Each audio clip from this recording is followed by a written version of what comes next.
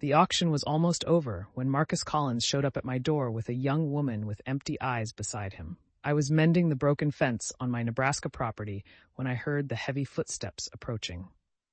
The man smelled of booze, even though it was only noon, and his red eyes showed that the previous night had been a long one. Subscribe to the channel and leave a like to access more stories like this. Daniel Harper, he said, spitting on the dusty ground. Heard you need some help around the farm. I glanced at the girl. She couldn't have been more than 18, too thin, with worn-out clothes that had seen better days. Her brown eyes avoided any contact, fixed on the ground as if the world was too dangerous to face. Depends on the kind of help, I replied, dropping the hammer. Marcus pushed the young woman forward with a brutality that made me clench my fists. This here is Sarah, my stepdaughter. She doesn't talk mute since she was a kid, but she works hard, knows how to cook, clean, sew, everything a single man needs. Something about the way he spoke bothered me deeply. She's not your biological daughter? Her mother died 6 years ago. I've been taking care of her since, but now I need to move west. Can't take extra baggage. He laughed in a way that disgusted me. $50 and she's yours. Consider it an investment. My stomach turned. The guy was selling a person like she was cattle. I looked at Sarah again, and for the first time our eyes met for a second. I saw something there that broke my heart, pure fear, but also a spark of intelligence that couldn't be completely hidden. Does she agree to this? I asked. Marcus shrugged. She doesn't have a choice or a voice to complain. He laughed again in that cruel way. She's perfect for you, Harper. Silent, obedient, hardworking. Every word that came out of his mouth made me angrier, but I knew if I didn't do something, this girl would end up in a worse situation. I had heard stories about men who bought young women in the neighboring towns, and none of those stories ended well. $50, I muttered, going inside the house to get the money. When I came back with the coins, Marcus was already impatient. He counted the money quickly and grabbed Sarah by the arm with unnecessary force. Remember the rules, he growled in her ear. You know what happens if you open your mouth. Sarah trembled visibly, and I had to control myself not to punch that bastard right then and there. He let go of her arm and walked away without looking back, leaving the young woman standing in the middle of my yard like an abandoned piece of furniture. We stood in silence for long minutes. I didn't know what to say, and she obviously wasn't going to speak, even if she could. The late afternoon wind blew through her brown hair, and she kept looking at the ground. Sarah, I said softly, you're safe here. No one's going to hurt you. She looked up quickly, as if not expecting kindness, and then looked down again. But for a moment I saw gratitude mixed with suspicion. Come on, I'll show you where you can stay. I took her to the extra room at the back of the house. It was simple but clean, with a single bed and a small dresser. Sarah entered slowly, touching things carefully, as if she couldn't believe she was allowed. This is your space, I explained. You can arrange it however you like. You don't have to work today. Get some rest. She looked at me with genuine surprise, as if she had never heard those words before. In the following days, I watched Sarah move around the house like a ghost. She would wake up before dawn and be in the kitchen making coffee when I came down. She cleaned every corner of the house with an almost obsessive precision, as if her life depended on not leaving a single speck of dust behind. She cooked well better than me, certainly, but she ate little, always waiting for me to finish before taking the leftovers. When I tried to insist that she serve herself first, she shook her head vigorously and backed away. Sarah, you're not my maid, I said one morning as she scrubbed the kitchen floor for the third time. You don't have to work so hard. She stopped and looked at me with confusion, as if she didn't understand the concept. It was in the third week that I discovered her first hidden talent. I was looking for tools in the barn when I found small wooden sculptures hidden behind sacks of grain. They were incredible, delicate animals, detailed flowers, small human figures full of expression. The work was so refined it looked like it was done by an experienced craftsman. I picked up one of the pieces, a miniature horse, with every muscle perfectly defined, and went back to the house. Sarah was peeling potatoes in the kitchen when I showed her the sculpture. She went pale and dropped the knife. Did you make this? I asked, keeping my voice calm. She glanced at the door, as if calculating an escape, then nodded slowly. It's extraordinary, Sarah. You have a real gift. Tears started to form in her eyes. She ran to her room and didn't come out for the rest of the day. The next morning, I found a new sculpture on the kitchen table, a small bird with its wings spread as if flying to freedom. Beside it, a note scribbled in a shaky hand. Thank you. From that day on, our routine changed. Sarah continued to take care of the house, but now she left her sculptures scattered around the rooms. Each piece told a silent story, some melancholic, others full of hope. It was her way of speaking without words. I also discovered that she knew how to work with leather. She repaired my old saddle, making it look like new, and fixed boots I thought were beyond repair. Her hands were skilled in a way that suggested years of hidden practice. During meals, I started talking about my life, the farm, the neighbors, my plans for the next harvest. Sarah listened attentively, sometimes nodding or even managing a small smile when I told a funny story about the animals. My mother used to say that everyone has a story to tell, I commented one evening as she embroidered by the fireplace. I bet you have a lot of interesting stories.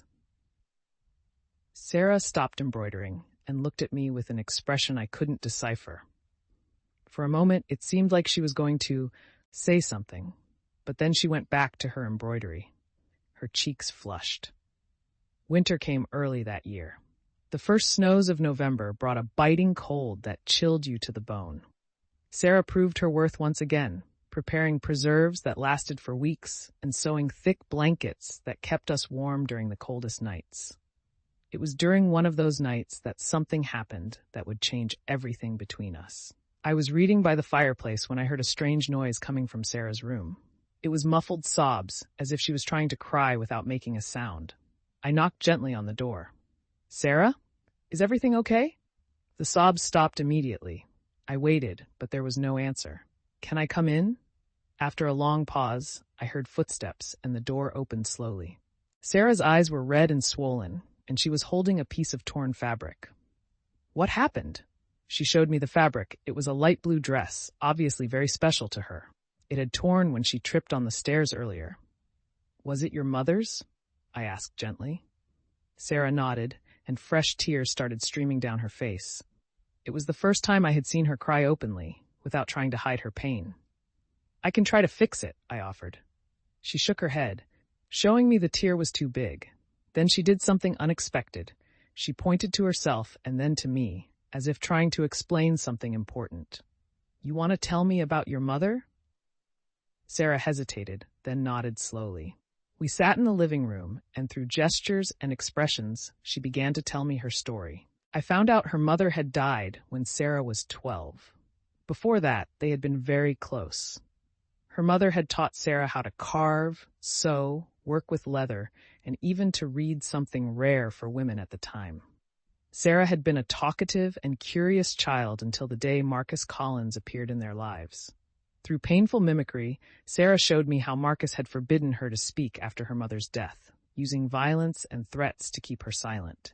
He said that children should be seen, not heard, especially orphan girls that nobody wanted. My anger towards Marcus grew with every detail Sarah revealed. This man had stolen not only her voice, but her dreams, her confidence, her entire childhood. Sarah, I said when she finished, you don't have to be afraid anymore. Marcus is gone, and I will never let anyone hurt you like that. She looked at me with an expression of gratitude mixed with something I still couldn't quite identify. There was hope there, but also a deep fear that this safety could disappear at any moment. That night, after Sarah went to sleep, I lay awake thinking about everything she had shown me. This young woman had incredible talents hidden under years of abuse and forced silence. There was an intelligence and creativity that Marcus had tried to destroy, but that still shone in her eyes when she thought no one was looking. I began to realize that my feelings for Sarah were changing. It was no longer just compassion or responsibility. I was starting to respect her, admire her, and maybe even something deeper that I wasn't ready to admit yet. Sarah also seemed more relaxed with me. She smiled more often, left her sculptures in places where I could admire them, and sometimes even tried small gestures of affection, like leaving my coffee extra hot on cold mornings, or mending clothes before I even noticed they were damaged. We settled into a comfortable routine. I took care of the animals in the fields, while Sarah kept the house running perfectly. In the evenings, we sat by the fireplace, me reading or doing small repairs, her carving or sewing. It was a silent but deeply satisfying partnership. But I knew there was more to Sarah than she was showing me. Sometimes I would catch her looking out the window with a dreamy expression, as if imagining a different life. Other times, I'd see her flipping through my few books with a hunger that suggested a mind eager for knowledge. One afternoon, while organizing papers in the office, I found Sarah standing at the door, looking at the books on the shelf with obvious fascination. "Do you like to read?" I asked. Sarah nodded enthusiastically, then seemed to pull back, as if she had revealed too much. "My mother had a few books," I gestured, offering her access to the shelf. "Feel free to take any you want." Sarah's eyes lit up in a way I had never seen before. She carefully chose a volume of poetry and held it as if it were a treasure. That night, I noticed a candle burning in her room until very late. Sarah was reading, absorbing every word like water in the desert. In the following days, she devoured book after book. Her thirst for knowledge was impressive, and I began to suspect that there was much more intelligence and education hidden than I had initially imagined. It was then that the weather began to change drastically. March came in with violent winds and threatening clouds that promised severe storms. The air became charged with electricity, and the animals seemed restless, sensing that something big was coming. The storm hit on a March afternoon like a furious beast from the plains. The dark clouds gathered on the horizon with frightening speed, and the wind began to howl through the fields with enough force to bend the oldest trees on the property. Sarah was in the kitchen preparing dinner when the first rumbles of thunder echoed. I saw her body go completely rigid, the knife trembling in her hands. Thick drops of rain began to beat against the windows, quickly turning into hailstones the size of quail eggs. "We need to take shelter in the cellar," I yelled over the deafening noise of the hail pounding on the roof. Sarah looked at me with absolute terror, shaking her head frantically. Her hands gripped the edge of the kitchen table so tightly that her knuckles turned white as bone. The hail intensified, breaking 2 windows upstairs. The noise was unbearable, like 1,000 demons trying to destroy the house stone by stone. Sarah began to tremble violently, her wide eyes fixed on the ceiling that looked like it was about to collapse. "Sarah, we need to go now," I insisted, reaching out my hand to her. She backed away, pressing herself against the wall, breathing like a cornered animal. Tears streamed down her face, but they weren't normal tears. They were tears of pure panic, of someone reliving a terrible trauma. A particularly violent gust made the whole house shake, and it was at that moment that Sarah broke. "No," she screamed in a hoarse but clear voice. "Please don't hurt me. I've been good. I didn't say anything. I promise I'll stay quiet." I was paralyzed. After months of absolute silence, Sarah was speaking, but her words were of terror and pleading. She continued, the words pouring out like a torrent that had been dammed up for years. "I know I can't talk. Marcus said mute girls are worth more. He said if I opened my mouth, he'd sell me to worse men. I tried to be good. I tried. But I'm so afraid of storms. Mama used to hold me during storms, but she died, and Marcus said I had to learn to handle it. Alone." My heart shattered into 1,000 pieces hearing her desperate confessions. I approached slowly, as if dealing with a wounded animal. "Sarah, you're safe with me. Marcus is gone. You can talk whenever you want." She looked at me in disbelief, as if she couldn't believe her words hadn't resulted in immediate punishment. I can talk?" she whispered, touching her own throat. "You could always talk here. I never asked for your silence." New tears welled up, but this time they were different. Tears of relief, of liberation. Sarah slid down the wall until she was sitting on the floor, sobbing as if years of pain were finally finding an outlet. I sat next to her, keeping a respectful distance but offering a constant presence.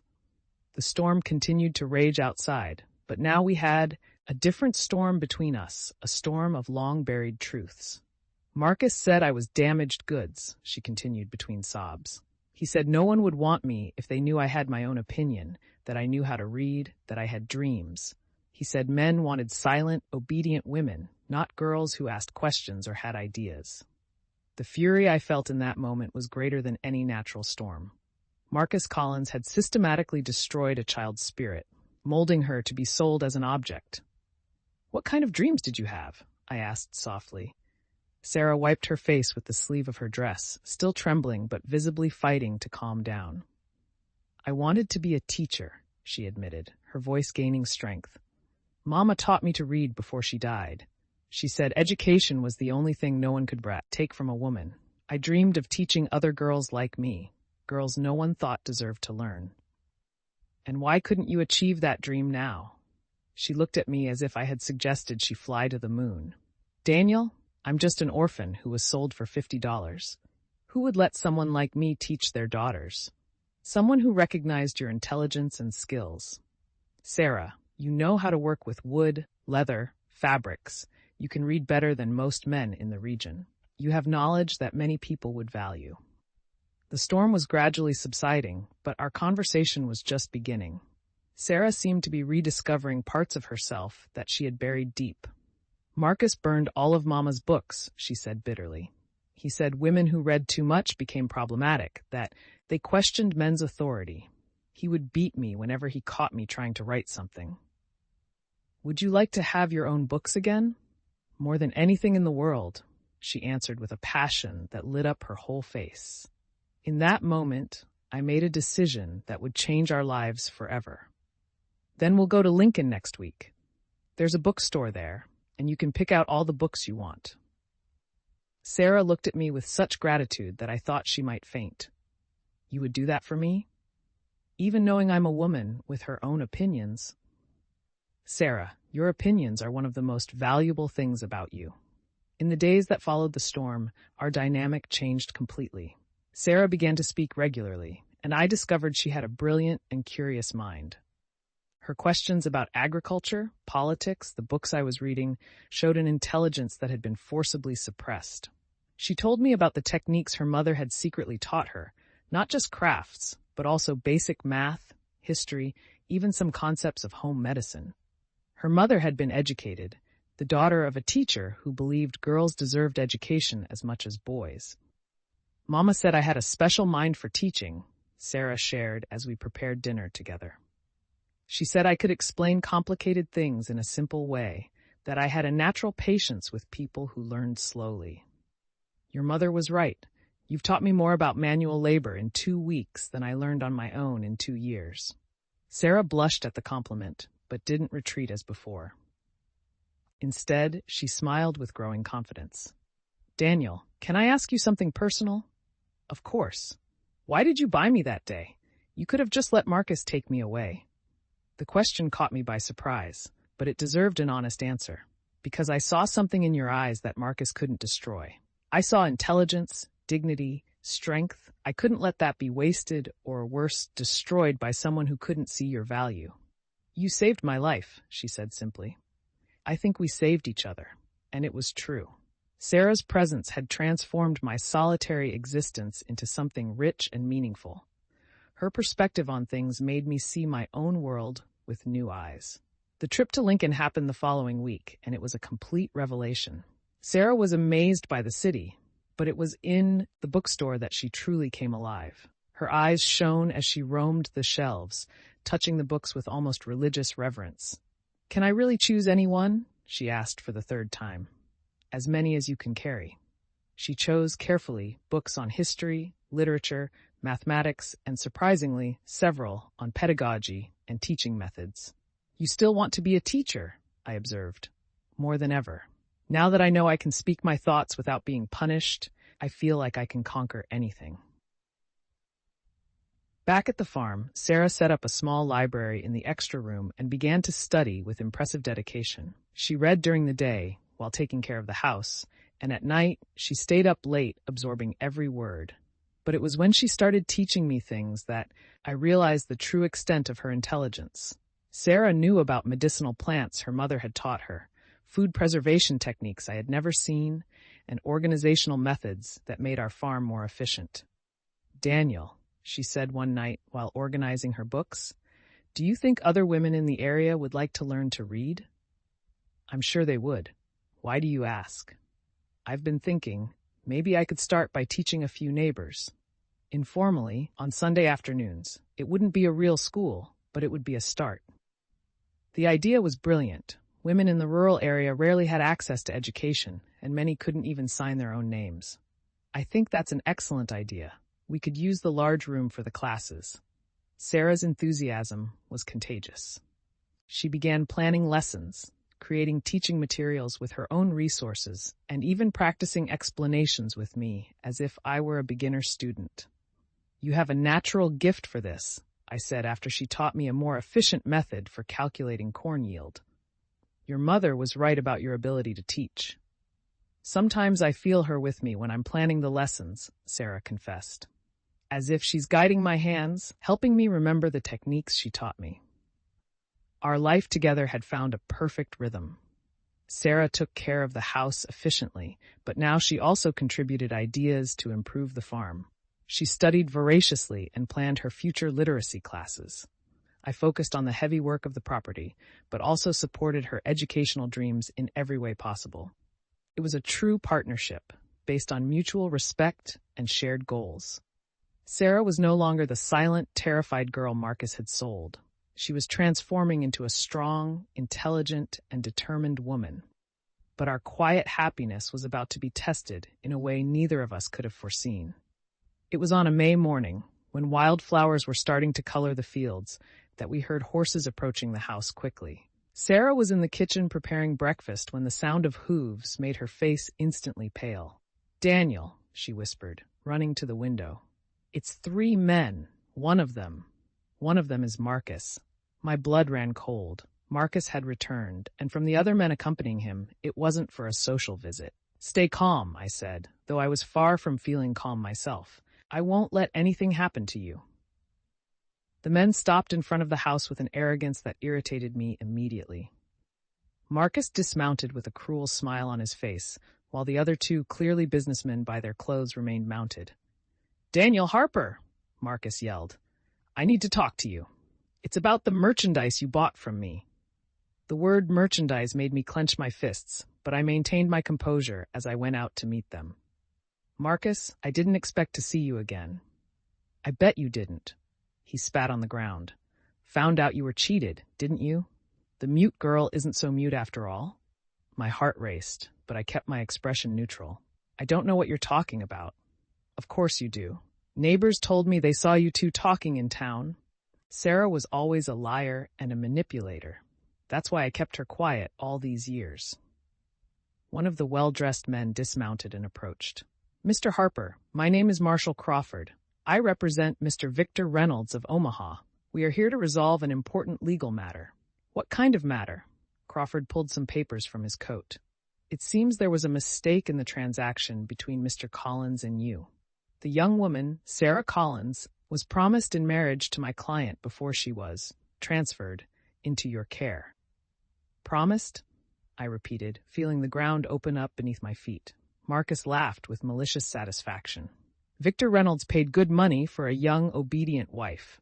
When he found out the merchandise was sold elsewhere, he was very displeased." "Sarah is not merchandise," I said through gritted teeth. "Legally speaking," Crawford interrupted, "she is the property of Mr. Reynolds through a valid marriage contract. We have all the necessary documents." He showed me papers that looked official, with stamps and signatures. My mind raced, trying to process the situation. "And what if Sarah doesn't agree?" Marcus laughed even louder. "Women don't agree or disagree, Harper. They obey. And Sarah will learn to obey Victor Reynolds, just like she obeyed me." At that moment, the door to the house opened, and Sarah appeared.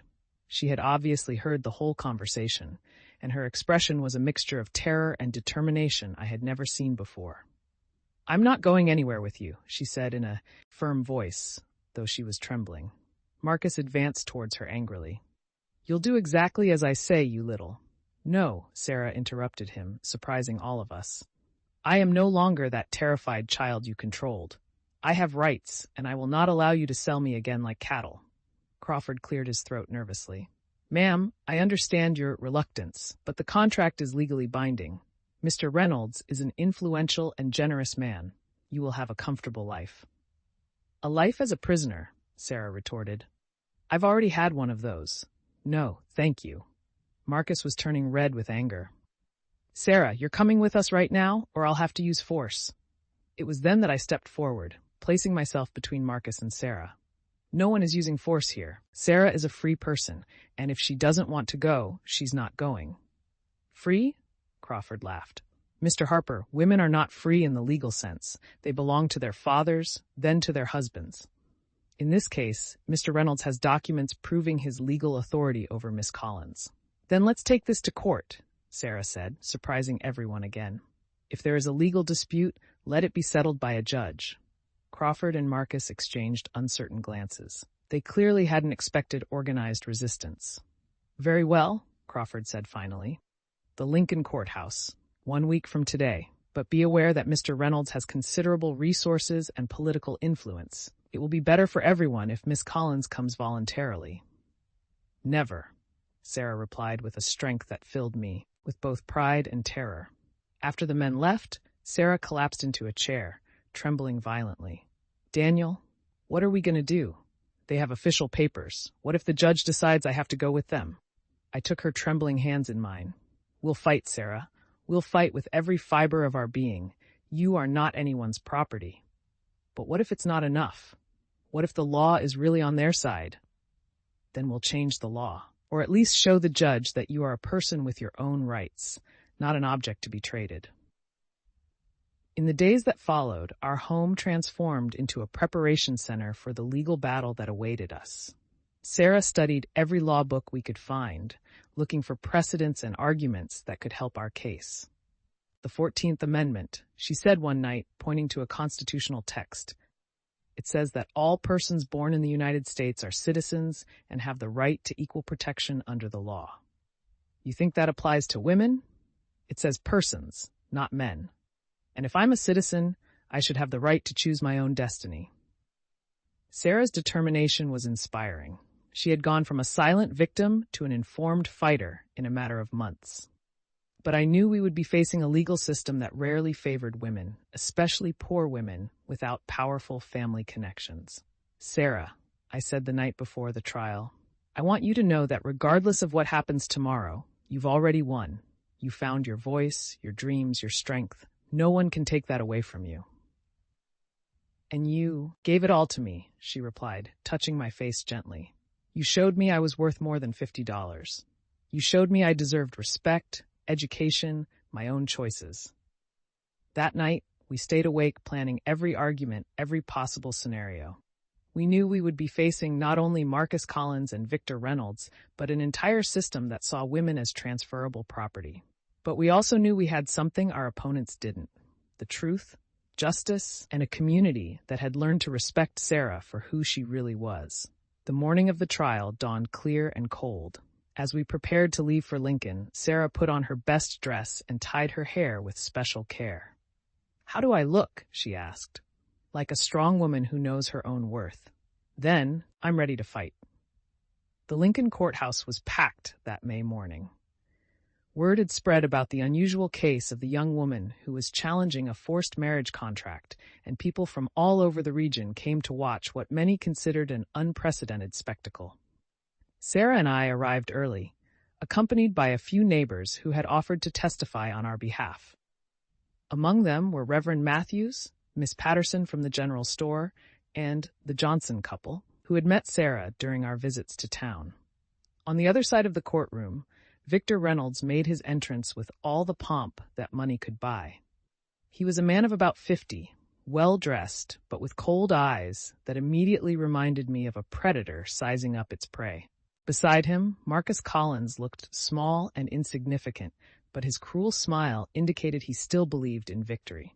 Marshal Crawford organized stacks of documents on his table, confident in his legal position. He had brought 2 assistants and several witnesses, clearly prepared for a complex legal battle. Judge Anderson entered the room with a solemn air. He was an older man, known for being fair but conservative in his interpretations of the law. My stomach tightened as I realized our fate depended on convincing someone who had likely never considered women as independent legal entities. "This court is now in session," the clerk announced. "The case of Reynolds versus Collins, with Harper as an interested party." Crawford stood up first, his posture exuding professional confidence. "Your Honor, Judge Anderson, this is a simple case of contract enforcement. My client, Mr. Victor Reynolds, entered into a legal agreement with Mr. Marcus Collins for marriage to Miss Sarah Collins. Payment was made, the documents were signed and registered. Subsequently, we discovered that Mr. Collins sold the same young woman to another man, thereby violating the original contract. He presented the documents to the judge official-looking papers, with stamps and signatures that seemed to legitimize his claims. Mr. Reynolds is a respectable citizen of Omaha, a considerable landowner, and an active member of the community. He offers Miss Collins a life of comfort and social respectability. We request that the court order the enforcement of the original contract." The judge examined the documents carefully, his neutral expression revealing little of his thoughts. "Mr. Harper, I understand you represent the interests of Miss Collins in this matter?" I stood up, feeling the weight of all eyes on me. "Yes, Your Honor. But I would like to clarify that I am here not as Miss Collins's owner or guardian, but as someone who believes in her ability to speak for herself." A murmur went through the courtroom. It was unusual for a woman to speak for herself in legal matters. "Your Honor," I continued, "Miss Collins is an American citizen, born in this country. She has constitutional rights that cannot be ignored simply because other men made agreements about her life without her consent." Crawford stood up immediately. "Objection, Your Honor. Women do not have the legal capacity to consent or dissent in marital matters. That is determined by their parents or legal guardians." "Sustained," the judge said. "Mr. Harper, please stick to established legal precedents." I felt my confidence waver, but then I looked at Sarah. She was sitting upright, hands folded in her lap, but her eyes burned with determination. There was something in her that gave me renewed strength. "Your Honor, I would like to call Miss Sarah Collins as a witness." Crawford jumped out of his chair. "Objection! Women cannot testify in their own cases." The judge hesitated, clearly facing a legal dilemma. Under normal circumstances, that would be correct. However, this case involves issues of identity and mental capacity that may be relevant. I will allow Miss Collins to speak, but only to establish basic facts. Sarah stood up with a grace that silenced the entire room. As she walked to the front of the courtroom, each step radiated a dignity that contrasted sharply with the image of property our opponents were trying to paint. "Miss Collins," the judge said gently, "do you understand why you are here today?" "Yes, Your Honor. I am here because men are trying to decide my future without my participation, as if I were an object with no will of my own." Another murmur swept through the crowd. Sarah's voice was clear and firm, with no trace of the fear that had dominated her life for so long. "Were you informed of the contract between Mr. Collins and Mr. Reynolds?" "No, Your Honor. I was never told anything about any contract. Marcus Collins sold me to Mr. Harper for $50, saying I was a burden he could no longer carry." Crawford stood up again. "Your Honor, the young lady is clearly confused about the legal facts." "I am not confused," Sarah interrupted, turning to face him directly. "I am perfectly aware that you are trying to treat me like property, but I am not property. I am a person." The judge banged his gavel. "Miss Collins, please direct your answers to the court." Sarah turned back to the judge, but her posture remained defiant.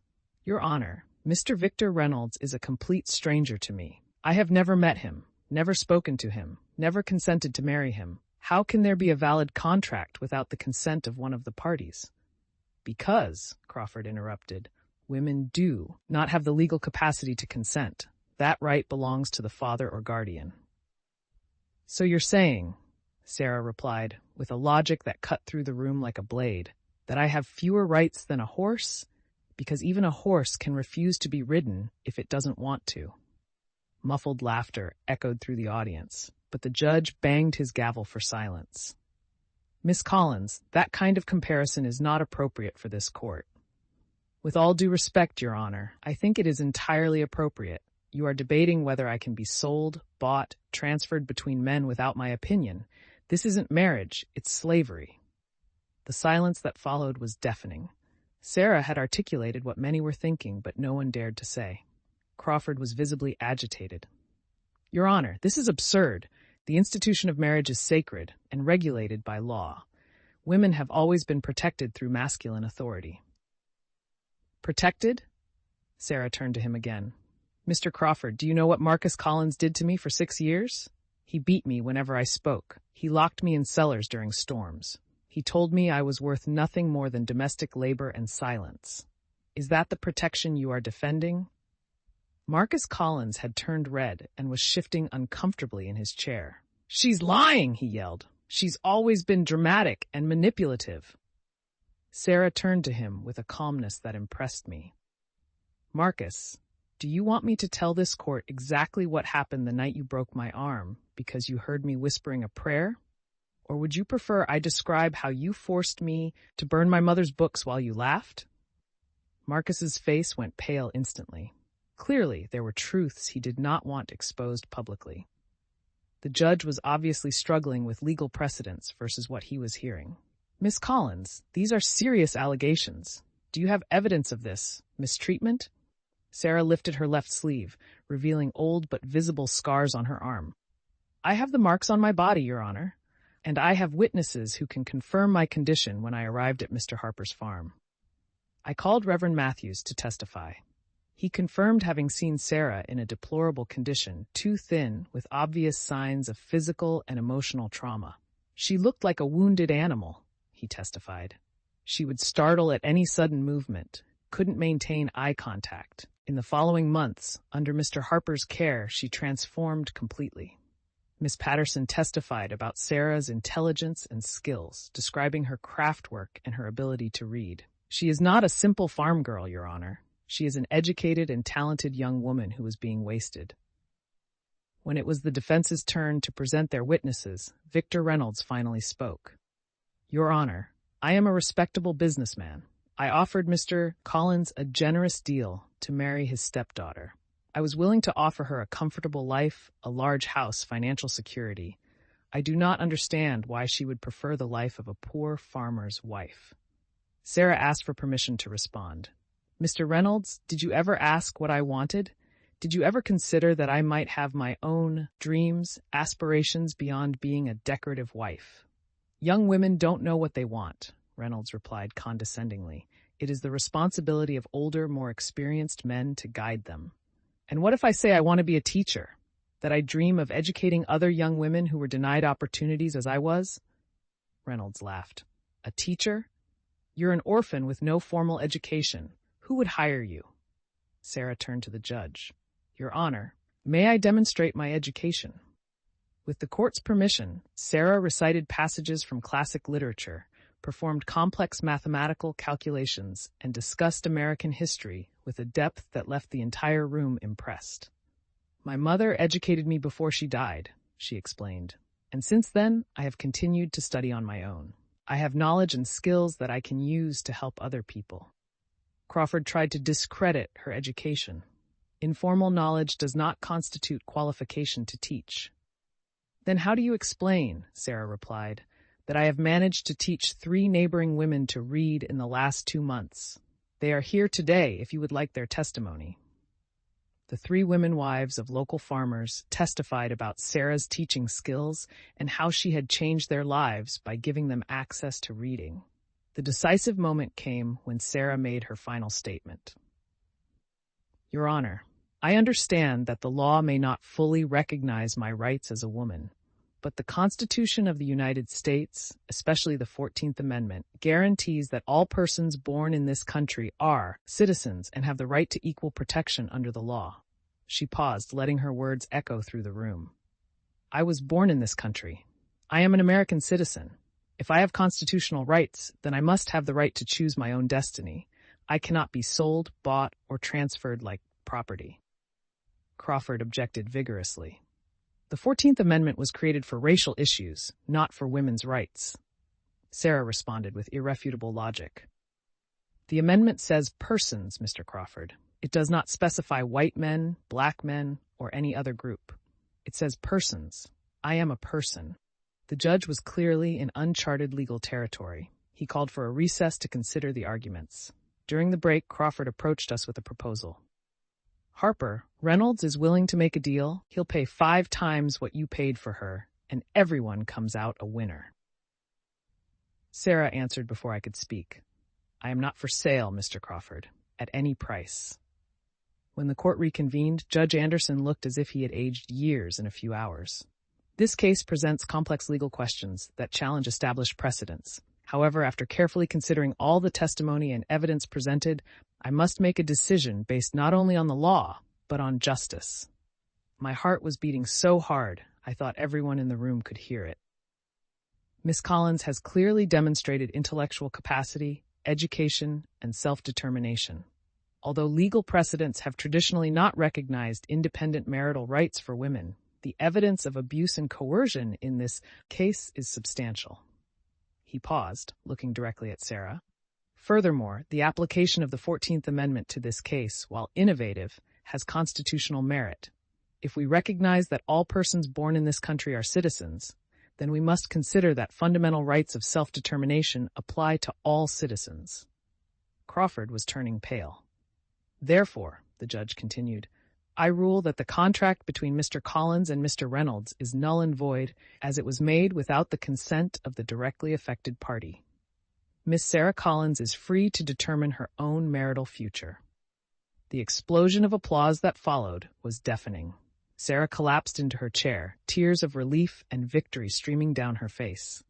Crawford was protesting vehemently. Your Honor, this sets a dangerous precedent. If women can nullify marriage contracts. Then perhaps, the judge interrupted him, it is time we reconsider how we make such contracts.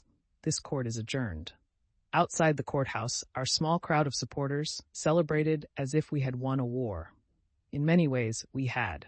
Sarah was radiant, but also visibly exhausted by the ordeal. Daniel, we did it, she said, grabbing my hand. We really did it.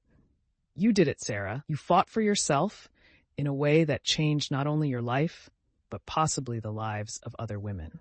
In the days following the victory in court, our life took on an almost magical quality. Sarah had publicly proven her worth and intelligence, and invitations began to arrive from families in the region asking her to teach their daughters. Daniel, she said one morning while reading a letter, the Morrison family wants me to teach not only their daughters, but also the wives of the farm workers. They're offering real payment. Are you going to accept? Of course I am. This is the beginning of what I've always dreamed of. Sarah established a regular teaching schedule, dividing her time between our farm and lessons on neighboring properties. Her reputation as an educator grew quickly, and soon she was teaching women of all ages. You can't imagine how rewarding it is, she told me after a particularly successful class. To see a 40-year-old woman be able to read a letter for the first time, or a 15-year-old girl discover she can do math. It's like watching people find parts of themselves they didn't even know existed. But the real recognition came when we received an unexpected visit from Lincoln. Mr. James Mitchell, the county superintendent of education, showed up one September afternoon with an extraordinary proposal. Miss Collins, he said formally, your reputation as an educator has reached our ears in Lincoln. We are impressed with your methods and results. Sarah received him with the dignity of an established teacher, though I could see her barely contained excitement. What can I do for you, Mr. Mitchell? Actually, it's what you can do for the state of Nebraska. We are establishing a program to train female teachers specifically to work with rural and marginalized populations. We would like to offer you an official position as an instructor. Sarah was silent for a long moment, processing the magnitude of the offer. Would it be in Lincoln? Yes, with the possibility of travel to other communities as needed. The salary would be substantial, and you would have educational resources at your disposal that do not currently exist here. I looked at Sarah and saw the internal struggle in her eyes. It was everything she had ever dreamed of, but it also meant leaving the life we had built together. May I have some time to consider? She asked. Of course, but I would like an answer within 2 weeks. After Mitchell left, Sarah and I sat in silence on the porch, watching the sunset over the fields we had worked together. "It's an incredible opportunity," I said finally. "It's everything I've ever wanted," she admitted. "But it also means leaving this." She gestured to the farm to me. "Sarah, you can't turn down an opportunity like this for my sake. It's not just for your sake, Daniel. It's for us, for what we've built here." We spent the next few days discussing all the possibilities, weighing the pros and cons. Sarah was clearly torn between her educational ambition and the bonds she had developed with me and the local community. "What if I accepted the position but continued to live here?" she suggested. "I could travel to Lincoln when necessary. That would be very tiring and would limit your opportunities for growth in the program." "Then what do you think I should do?" I took a deep breath, knowing my answer would change our lives forever. "I think you should accept, and I think I should go with you." Sarah looked at me in surprise. "You would leave the farm?" "Sarah, this farm is just land. You are my life. If your future is in Lincoln, then that's where I want to be." Tears welled up in her eyes. "But you worked so hard to build this. And now I want to work on building something new, with you." The next morning, Sarah wrote a letter to Mr. Mitchell accepting the position. But she also included a condition that she could continue to serve some of the local women through an extension program. "I don't want to completely abandon the people who supported me," she explained. The response came quickly. Mitchell not only accepted her condition, but was impressed by her loyalty to the rural community. It confirmed his belief that Sarah was the right person for the program. Preparing to leave the farm was emotionally challenging, but also exciting. We sold the property to a young family who promised to take good care of the land, and we began to plan our new life in Lincoln. "Daniel," Sarah said on one of our last nights at the farm, "there's one thing I need to ask you. Anything. Would you buy me again? Knowing everything that happened, all the complications I brought into your life?" The question caught me by surprise, but the answer came instantly. "Sarah, I didn't buy you that day. I bought your freedom, and I would do it again without hesitation, because you deserve every opportunity the world can offer." She smiled through her tears. "So you don't mind being married to an ambitious teacher?" "Married?" I repeated, my heart speeding up. "Well," she blushed, "I assumed you would eventually ask me to marry you, unless you still see me as that terrified girl Marcus brought to you." "Sarah Collins," I said, getting down on one knee right there on the porch, "will you marry me? Not because the law says you must, not because someone made a contract, but because you choose to be with me?" "Yes," she answered without hesitation. "I choose you, Daniel Harper. I choose our partnership, our future together, and the life we will build based on mutual respect and true love." 2 weeks later, we were married in a simple ceremony at the local church, with the whole community that had supported Sarah during the trial. There were no forced contracts, no sales or purchases. There were only two people freely choosing to be together. In Lincoln, Sarah blossomed in ways that surpassed even my most optimistic dreams for her. Within 6 months, she was training other women to become teachers, developing innovative curricula, and traveling throughout the state to establish rural educational programs. "You've become exactly what your mother dreamed for you," I said one night as she prepared material for a new class of future teachers. "No," she corrected, smiling. "I became more than she dreamed. I became free." Sarah's transformation from a silenced and terrified young woman to a respected and influential educator was not just a personal victory. She became a symbol for other women in the region, proving that it was possible to break the chains of oppression and create a life based on one's own choices. Years later, when Sarah was appointed Director of Rural Educational Programs for the entire state, she still remembered that day when Marcus Collins tried to sell her for $50. "Sometimes I think," she told me, "that Marcus inadvertently gave me the greatest gift of my life. He brought me to you, and you gave me back my voice. You always had your voice, Sarah. I just helped you remember how to use it." Subscribe to the channel and leave a like to access more stories like this. And she used that voice to change not only her own life, but the lives of hundreds of other women who discovered, through her example and teaching, that they too were worth much more than any price someone could put on them.